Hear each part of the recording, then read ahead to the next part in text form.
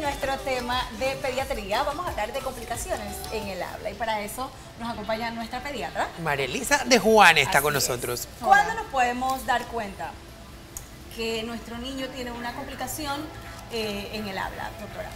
Bueno, los niños van desarrollando diferentes etapas desde que nacen. Obviamente el niño está expuesto al lenguaje desde que está dentro del útero porque ya él tiene la capacidad, obviamente no con la misma claridad que a medida que va creciendo, pero sí empieza a escuchar y a distinguir y a reconocer ciertos sonidos.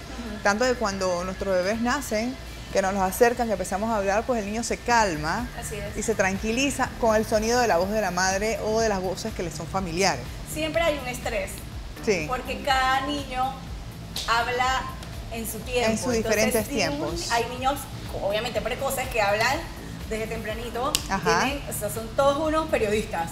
Pero hay otros niños que le ha tomado su tiempo. ¿Sabes? ¿Cómo saber que el tiempo ya se pasó y que realmente yo necesito ir a un especialista? Desde pequeñito podemos ir evaluando el lenguaje del bebé. En los primeros 3 meses el niño va a empezar a balbucear, va a responder al sonido de la mamá, se va a tranquilizar cuando la mamá le habla o va a haber diferentes tipos de llanto dependiendo de las necesidades, si es afecto, si es comida, si estoy sucio, si estoy incómodo, si algo me duele, el niño responde o se comunica a través del llanto. Igualmente empieza a balbucear, se sonríe ante el rostro humano, el rostro de mamá, papá o familiares y responde o demanda atención con diferentes sonidos. Ya después de los 4 a 6 meses ya empieza a balbucear con un poco más de intención. Después de los 6 meses empezamos ya con lo que son los fonemas. Ma, papá, papá, la. Y el niño empieza a hacer combinaciones de sonidos. Ya después de los 9 meses empiezan a aparecer 1, 2, 3, 4 palabras que empieza hasta el año.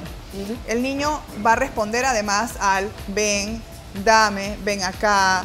Después del año va a poder reconocer si la cabeza, el cuerpo. Entonces el niño va avanzando de esta manera. Después del año va empezando a adquirir más palabras. Cerca de los 2 años empieza a combinar 1, 2, 3 palabras. Ya después de los 2 años empieza a armar frases. Después de los 3, 4 años ya empieza a hablar con mayor fluidez. Claro. Muchos niños no hablan, hacen todo esto que usted dice, que responde al dame, al ven, al sube, al baja, a esto. Lenguaje no verbal. Utilizan mucho lenguaje no verbal porque son capaces de comunicarse. Agarran la mano de la mamá, la llevan a la refrigeradora, señalan lo que quieren y logran o obtienen lo que están pidiendo solamente con gesto. Entonces es empujarlos a que hablen. O sea, y frecuentemente los pediatras le dicen, él no tiene necesidad de hablar porque él consigue todo lo que lo que acaba de decir. Todo lo que tu hijo consigue, todo lo que tu hijo quiere lo está consiguiendo a través de su lenguaje no verbal. O sea que el niño ahorita mismo no necesita hablar. Sí, sí y no. O sea, uno evalúa mucho la interacción social. Uno como pediatra en la consulta ve cómo el niño se desenvuelve en el entorno con los juguetes, cómo él fija la mirada, cómo él responde a diferentes estímulos.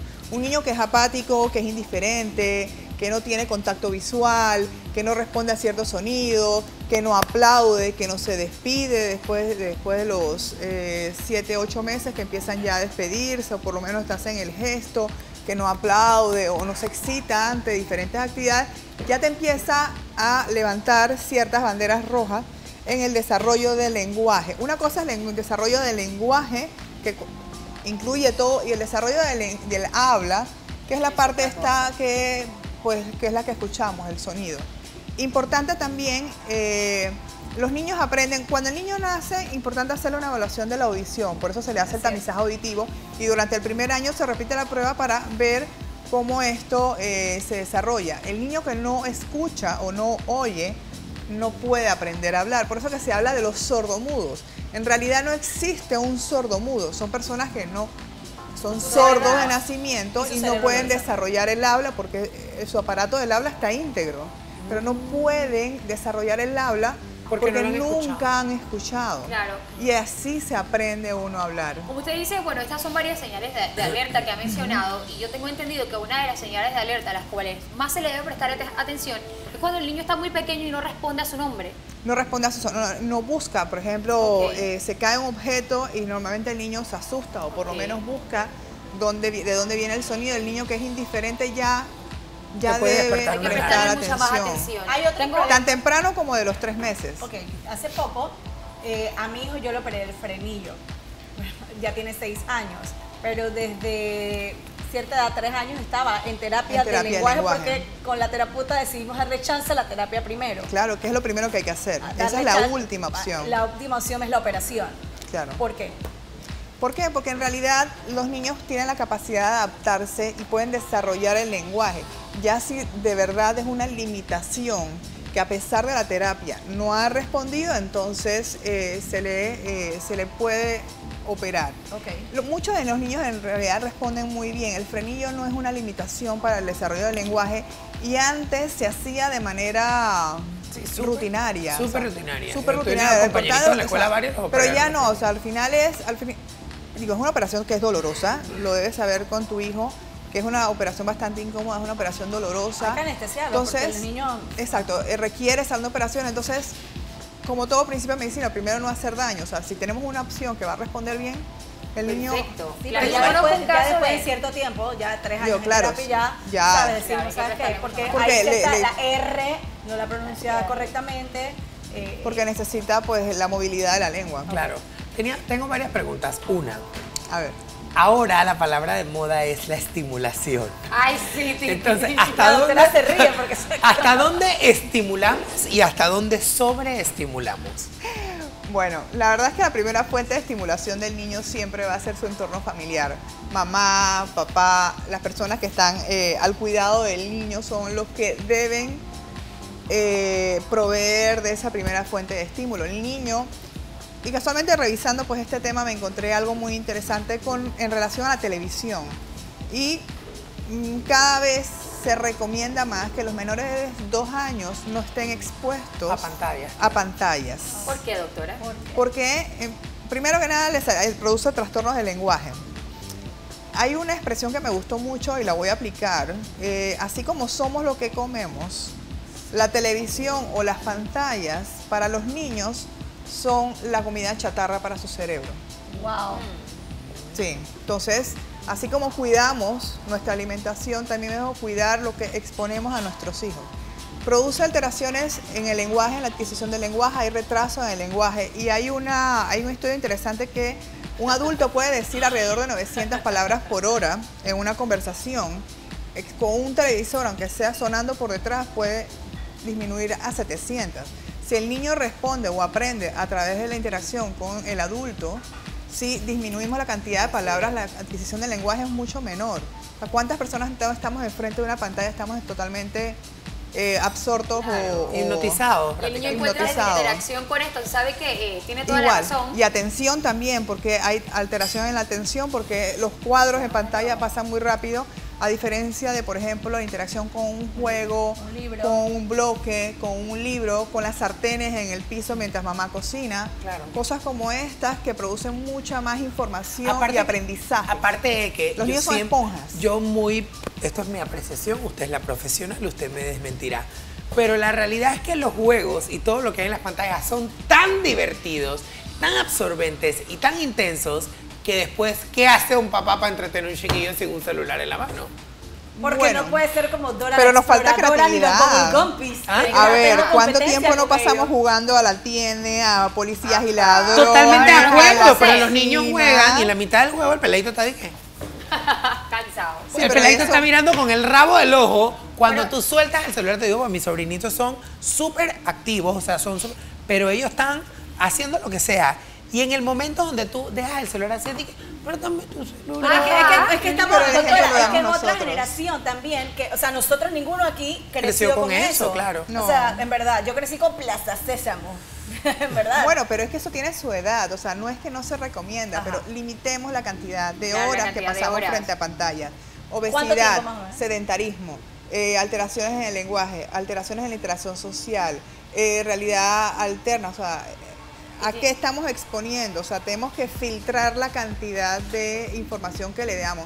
Y con respecto a la estimulación, que era en realidad la pregunta que inició todo esto, es, si bien el adulto es el que provee toda la estimulación que requiere el niño, vivimos unos tiempos que son diferentes y tal vez a veces nos falta un poquito de experiencia o más familia alrededor de nosotros que pues nos apoyan en este crecimiento. El pediatra va evaluando las terapias del desarrollo y de acuerdo a los ítems que va logrando, pues ahí dice si el niño requiere algo más. En la consulta normalmente puedes o recomiendas actividades adicionales para promover el desarrollo adecuado del niño.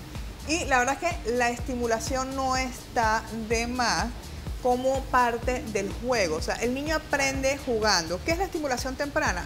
Son juegos. Son juegos de contacto con seres humanos. Enseña a los padres, y no hay padre aquí, y aquí me incluyo, que no hayamos querido en algún momento del desarrollo de nuestros hijos buscar actividades que nos aportaran algún tipo, a través de la música, como los Kinder Music, que son buenísimos para los niños. La música da muchísima información, claro, y da mucha matemática. Teníamos una especialista de musicoterapia aquí conversando sobre el tema. Exacto, eso es buenísimo para los niños. Los talleres de pintura, los talleres de juegos. Yo me aprendí las tablas de multiplicar con Enrique y Ana. Y ese es verdad. Sí. Yo me aprendí las tablas de multiplicar con las canciones de Enrique y Ana, gracias a Dios. Porque, ¿sabes? Y es una manera entretenida y divertida de aprenderte algo que de repente es súper tedioso. Como algo bueno o algo malo. Y me llama mucho la atención porque puedo pasar un ejemplo cierto, de vida. Y es cierto. que mi hija y mi sobrino tienen 5 y 6. Y ellos aprendieron con una comiquita que se llama Pocoyo. Tenían 2, 3 años. 1 año, no sabían ni moverse bien. Y se sabían el baile de Pocoyo, pero de pie a cabeza. Y se sabían las canciones. Entonces me llama la atención. Hasta hablaban a veces como ciertos caracteres de ciertas cómicas.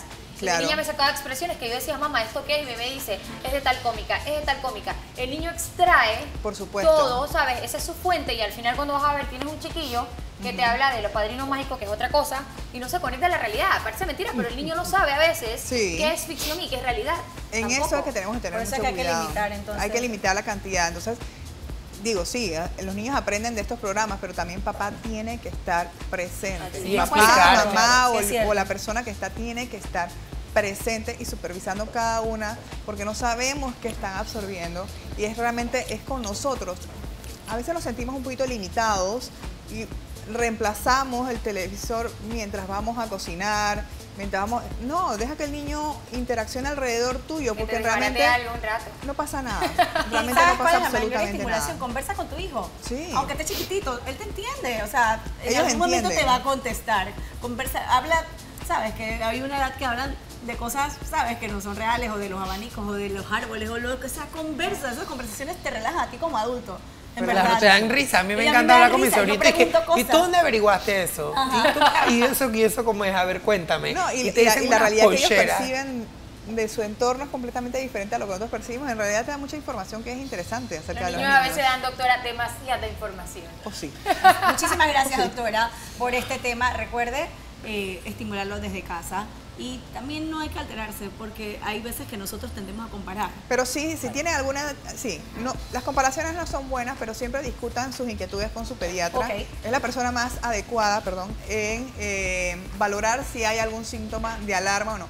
Y si hay algo que les inquieta, y esa experiencia la tengo de una mamá casualmente con su niño de 1 año, que vio algunos síntomas de alarma que no eran tan llamativos, pero hicimos intervenciones en ese momento y en efecto, pues la madre tenía razón. Entonces, eso para mí fue un aprendizaje como pediatra, es siempre escuchar a las mamás. Okay. Siempre, porque ellas siempre tienen razón, porque son las que están con sus hijos. Claro. O sea, yo estoy 30 minutos en un día, ellas están todos los días. Entonces, si tu instinto te dice que hay algo que debe preocuparte, comunícalo y encuentra la manera de corregirlo. Y a veces, solamente con la acción de quitar la televisión y quitar los dispositivos electrónicos, obtienes una respuesta positiva en el desarrollo del lenguaje de los niños. Muchísimas gracias, doctora, por este consejo. Nos da su información para... Sí, bueno, María Elisa de Juanes, estoy en el Centro Especializado San Fernando, consultorio 41, el teléfono es 203-0862.